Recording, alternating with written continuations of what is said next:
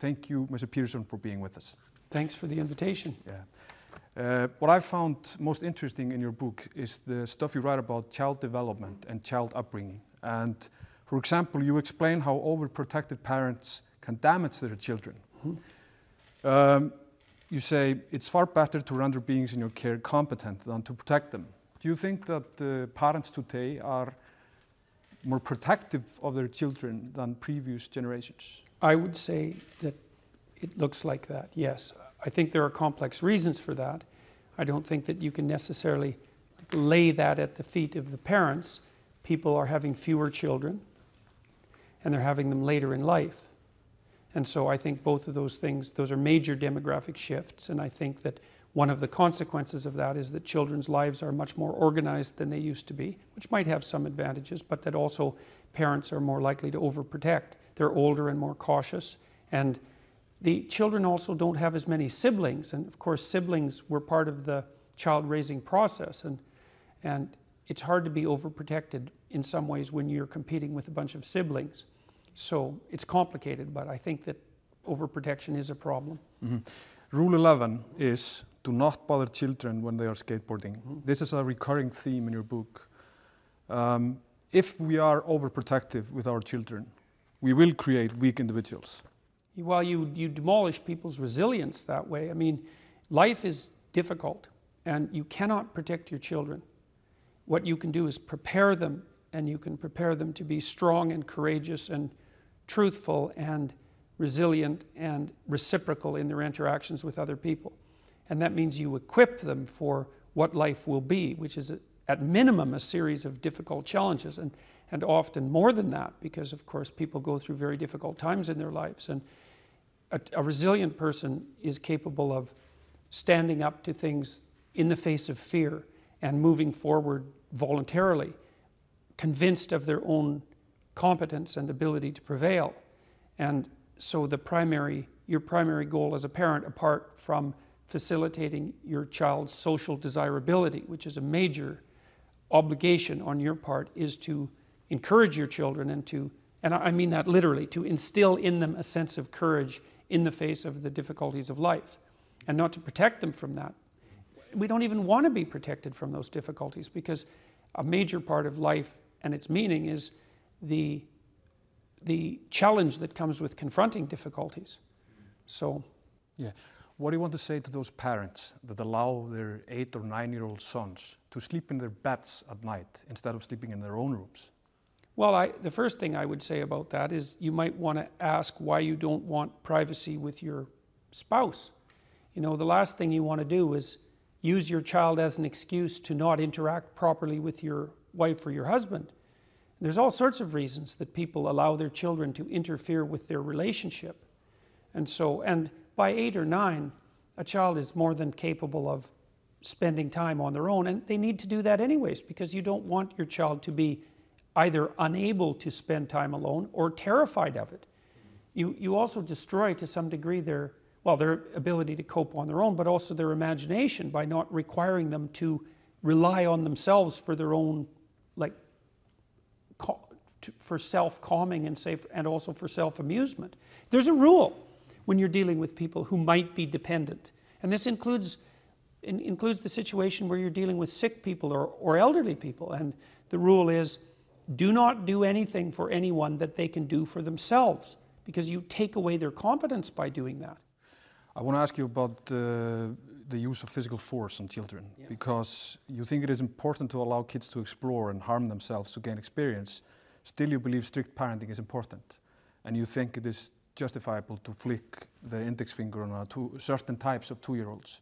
Why is the use of force justifiable in those situations? Well, it depends on the context, and it also depends on what you mean by force. There isn't a disciplinary strategy that you can utilize that doesn't involve something that's unpleasant. Well, you can use reward, but there's different circumstances under which, and you should use reward every time you can because it's more effective. But you often need something that's instantaneous and that gets the message across. And a flick is a very good technique because it's instant, it's harmless, it gets the message across, you can use it publicly, it can't be misused, you won't hurt the child. And you have to have an effective disciplinary strategy for use in social situations, for example. Yeah, you're talking about the minimizing the use of... Yeah, well, the basic rules are quite straightforward. Minimum number of rules, because otherwise the enforcement costs accrue and you end up constraining yourself and the child too much. And then minimal necessary force. And you might ask, well, what's minimal necessary force? And the answer to that is minimum intervention necessary to bring the behavior to a halt as rapidly and harmlessly as possible. And that has to be negotiated with the child, because some children are much more difficult to stop than others. But isn't it possible that the parent-child relationship can be damaged if basic trust and safety is lost? Oh, it's absolutely the case that it will be damaged, yes. But the application of judicious disciplinary force doesn't damage the relationship, it actually strengthens it. And everyone knows this. Look, if you have a relationship with your wife, let's say, the relationship is partly based on mutual respect, not merely on mutual love. It's also based on mutual respect. And everyone tests out their partner to determine what their limits are. And if you're not subject to corrective action on the part of your partner, you will have no respect for them. Your relationship will just deteriorate very rapidly. So, and it's very important to understand that the limits that you place on children are not something that impede the child-parent relationship, but actually further it substantially. I want to talk about gender equality now. Yeah. In chapter 11, you write about the so-called oppression of the patriarchy. And you Yes. write, it looks to me like the so-called oppression of the patriarchy was instead an imperfect collective attempt by men and women stretching over millennia to free each other from privation, disease, and drudgery. So the oppression of women happened because it was practical? No, the oppression of men and women happened because life is difficult and treacherous.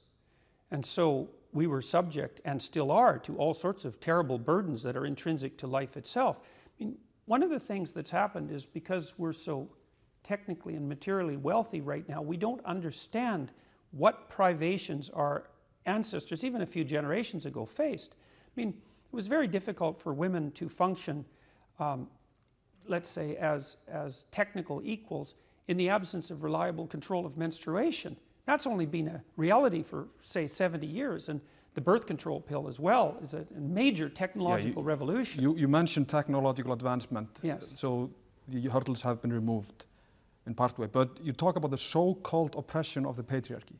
But yes. Women were oppressed for centuries. I mean, well, that's one way of looking at it. The other way of looking at it is that men and women were oppressed for centuries. I mean, there are certain burdens that women bore that men didn't bear, but the opposite is equally true. Yeah, men suffered dreadfully, for example, in incredibly dangerous occupations. But is a fact that women suffered more than men? I don't believe that, no, and I don't think it is a fact. I think that most people suffered, by modern standards, immeasurably. And that I don't buy the historical narrative that the fundamental reality of our history was that men were oppressing women. First of all, women aren't that easy to oppress, as you might have noticed if you've ever had a relationship with them. And you might say, well, it took women a long time to struggle forward until they attained civil rights status that was equivalent to men, and I would say that's true, but it also was the case for men that it took a very long time to struggle forward before there was anything approximating individual rights, and that they were granted to women quite rapidly in the aftermath of that. And that a lot of that was a consequence of technological transformation that made that sort of thing even possible. But we are both privileged white males. Can we really understand the suffering of women? Well, it depends on how useful your capacity for understanding the suffering of others is, or how well developed that is. I don't see that it's necessarily any more difficult to understand the suffering of women. Well, I would never pose the question that way, because I don't know how you understand the suffering of a group being an individual. I don't think a woman can understand the suffering of women, because that's predicated on the assumption that an individual can take on the burden of a group, and I don't buy that assumption to begin with. I think we vary in the ability to, let's say, empathize with others, but I don't think there's any evidence whatsoever that you can't empathize across a gender barrier. Otherwise, no relationship would even be possible. But a lot of people argue that cultural oppression is still a fact in modern society. For example, something feminine is considered insulting doesn't that sustain the oppression of women? Well, I think that there are negative stereotypes associated with both forms of gendered behavior, and that if those are utilized inappropriately, they can result in prejudicial attitudes. I think that most enterprises are imperfect enough so that some residual prejudice remains. It might be sex, it might be preference by gender or prejudice by gender, it might be prejudice by race, it might be prejudice by ethnicity or attractiveness or intelligence or character. There's all sorts of things that warp the proper selectivity of hierarchies, but I think we're doing an unbelievably good job at getting rid of those as rapidly as is humanly possible, and that we've moved so fast in that direction so quickly that we deserve some credit for it. There's one line in the book where you say you don't agree with the theory of the feminist revolution of the 20th century, but isn't that the fact that the feminist movement of the 20th century had a significant impact for gender equality? No, I don't really think so. What about Simone de Beauvoir? What about equal pay? What about what happened in the 60s? I think that to attribute that primarily to the feminist political movement is to give far more credit to the feminist political movement than it deserves. And I think the people who are pushing that are primarily feminists. I think that most of what freed women was the extension of the idea of individual rights to everyone, including women, and that was happening not only on the front of women, let's say, but also with regards to people of different races and ethnicities. I think it's part of a much broader cultural movement to extend the idea of individual rights universally. I think that's deeply embedded in the Judeo-Christian tradition, and I think that a very large number of technological innovations played a far more important role in the emancipation of women than feminist political ideology, even though you can point to certain movements, like the suffragette movement, for example, that pushed hard to have the vote extended to women. But even that, I would say, was a manifestation of deeper transformations at a cultural and technological level. I think the people who are pushing the idea that it was feminist political machinations that produced the equalization of the situation between men and women are mostly die-hard ideological feminists who like to think that way, but it doesn't look to me like that's a valid historical interpretation in the least. I would like to move on now. I would like to talk about truthfulness. In chapter 8 on Rule 8, you write about the life lie. Mm-hmm. It's, you say, someone living a life lie is attempting to manipulate reality with perception.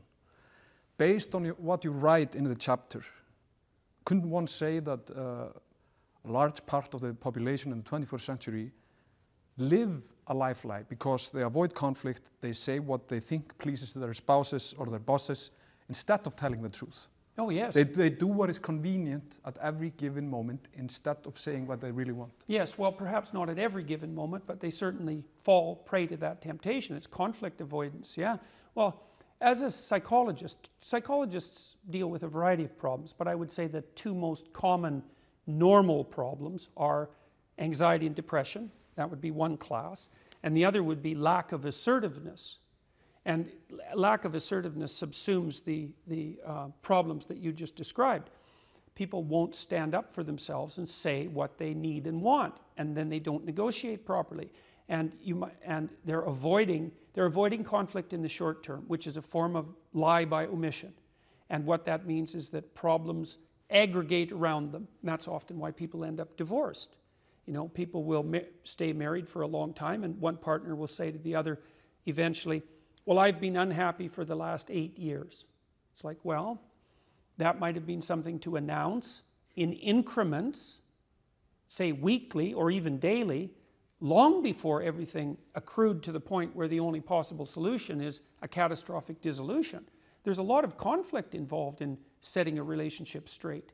You have to let each other know who you are, and because you're different, that's going to cause conflict. You're going to conflict about whose job takes priority and when. You're going to have conflict about how to spend your free time, about how to raise your children, about how to manage the domestic economy, about what disciplinary strategies you should use, about where to vacation, about what to eat. Like, all of those things have to be negotiated through, and all of that requires truthfulness so that each of you know what the other wants and will be satisfied with, and conflict. It's very, very what would you say? The only thing more exhausting than telling the truth and negotiating with your spouse is not doing it and waiting for the divorce. Both of them are difficult, but I would recommend the former. Yeah. If we talk about the workplace, what do you want to say to those viewers that regularly, agree with their bosses instead of telling the truth? What are they doing to themselves in the long run? Well, they're taking the soul out of their work. Let's say, well, just imagine for the sake of argument that you encounter one annoying thing a day at work, a small annoying thing. And then let's say, for the sake of argument, that you could have a little battle about that and improve it somewhat. Or you could just say it doesn't matter. It's like, probably doesn't matter today, or it might not even matter tomorrow, but if you make 1,000 decisions like that, which you will do over 3 years, then now you have 1,000 things bugging you at work. And if you wait for 5 years, then it's 2,000 things. And the same thing happens with your kids, and the same thing happens in your marriage.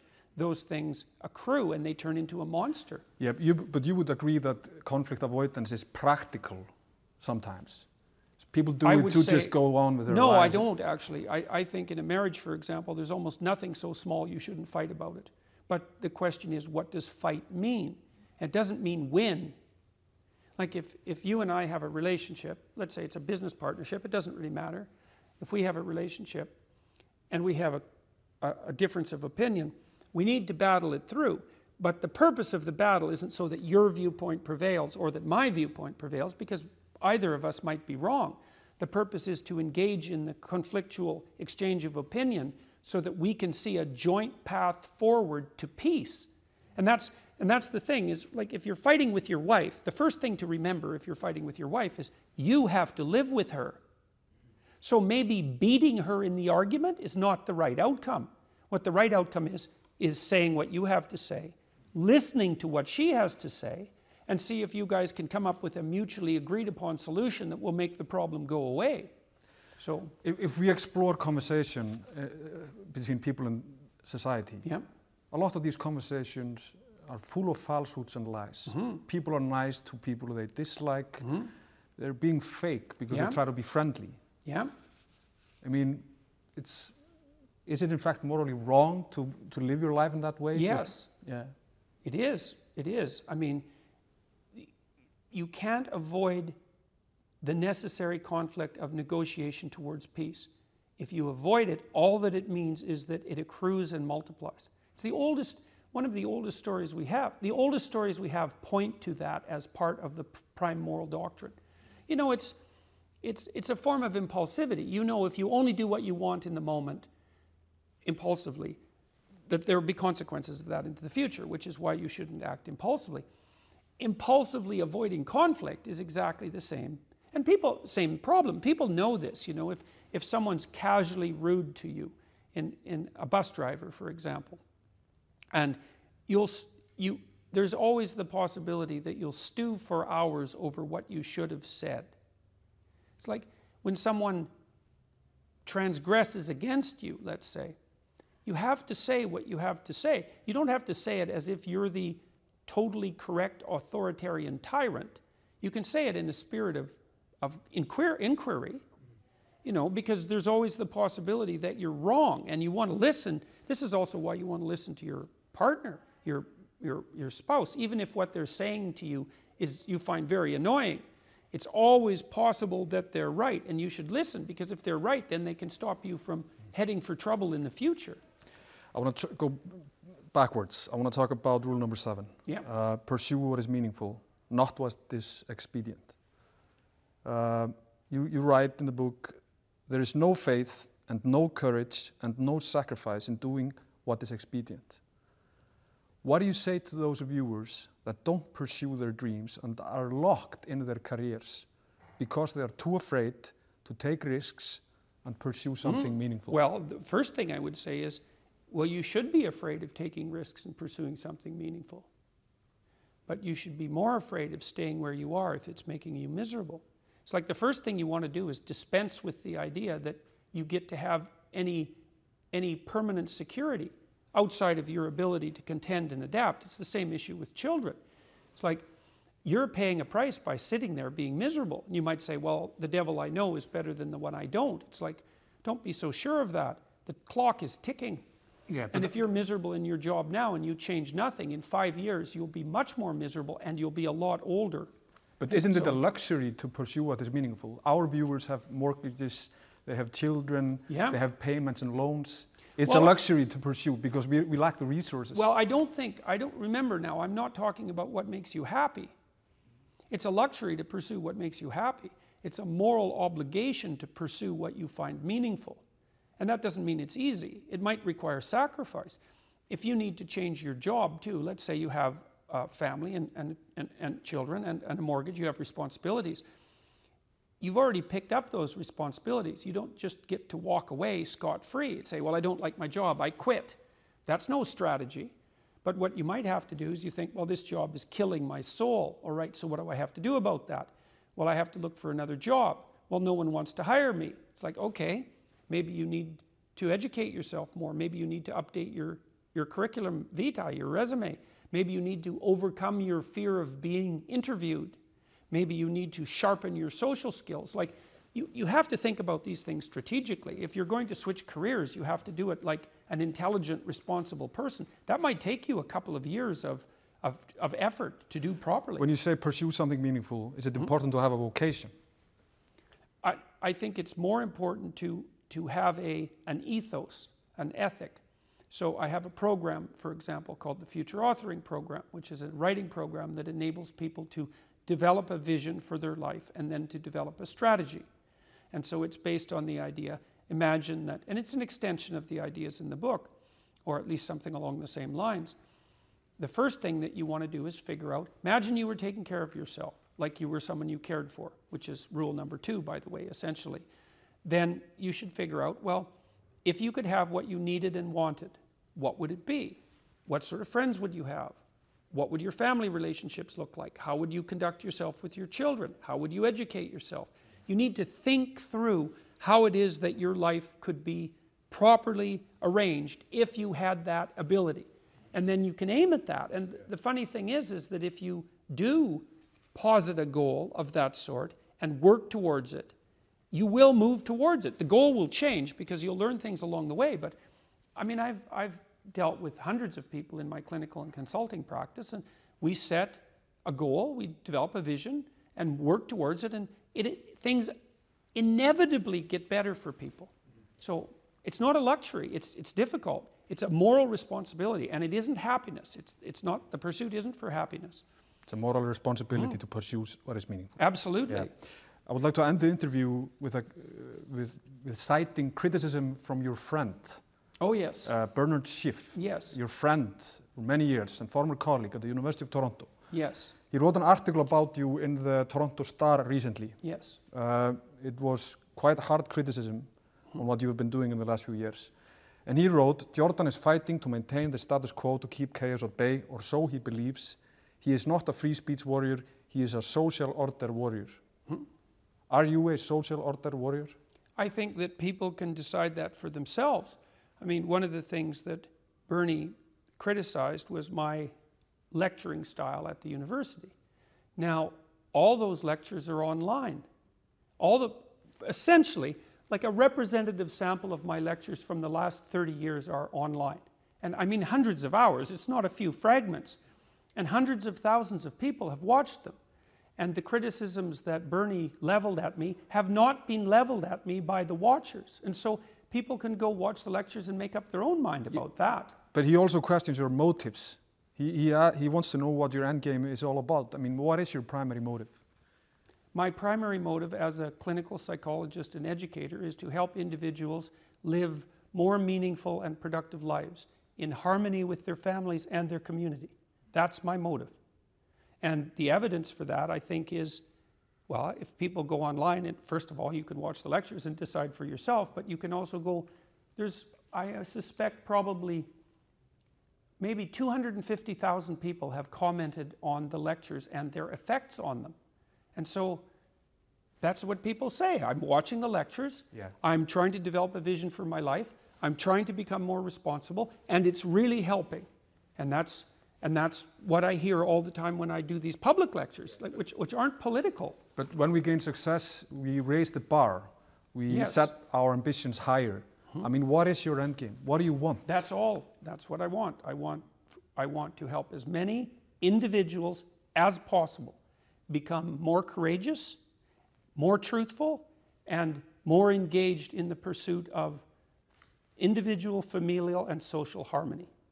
That's what I want. You're pursuing what is meaningful. I'm pursuing, I believe that to be the case. It's certainly meaningful to me. I mean, there isn't, everywhere I go now, doesn't matter where I land, in what airport, or if I walk down the street, 3 or 4 people will come up to me and they'll tell me, I was in a dark place, I was anxious, depressed, nihilistic, drug addicted, alcoholic, homeless, in jail, you name it. Bad relationship with my girlfriend, bad relationship with my parents. I've been watching your lectures or reading your book. I've been trying to tell the truth and get my life together, and everything is way better. And so then you think, well, if you could have what you wanted and what would be meaningful, you imagine you could go anywhere in the world and people would come up to you that were strangers and tell you that. That's as good as it gets. What about politics? Do you have political ambitions? No. No political ambitions. No, I have ambitions to speak with people who are politically motivated if they want to speak with me. But personally, I've already decided that what I'm doing at the moment is more, and I've made this choice multiple times in my life, that this approach is more suitable for me. Okay. Mr. Peterson, thank you for your time.